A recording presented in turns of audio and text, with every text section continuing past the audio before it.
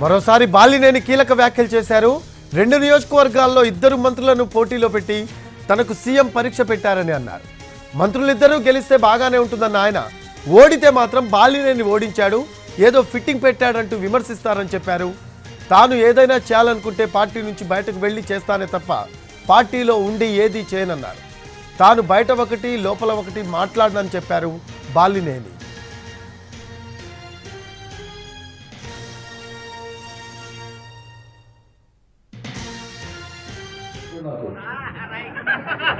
ఇప్పుడు ఒక పక్క ఇటు పక్క ఏమన్నా ఒక మంత్రి పెట్టాడు, రైట్ లెఫ్ట్ ఏమన్నా ఒక మంత్రి పెట్టాడు.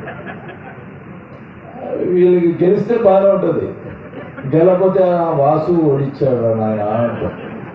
వాసు ఏదో పెట్టాడు ఫిట్టింగ్ లో. నేనైతే నా జీవితంలో ఒకవేళ వాళ్ళని ఏమైనా చేయాలనుకుంటే పార్టీ బయటికి పోయి చేస్తారు, కానీ పార్టీలో ఉండి చేయాలనుకుంటే చేసుకుంటాను. ఎప్పుడు కూడా రాజశేఖర్ గారు ఒకటే చెప్పారు, పార్టీలో ఉండి ద్రోహం చేస్తే అది అంటారు కదా, తల్లికి తల్లి పాలు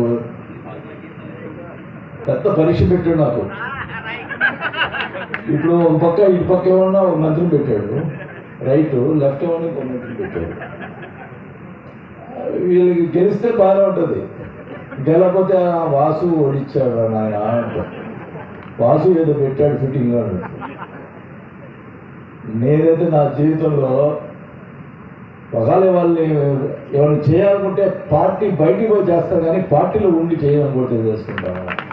ఎప్పుడు కూడా రాజశేఖర్ గారు ఒకటే చెప్పారు, పార్టీలో ఉండి ద్రోహం చేస్తే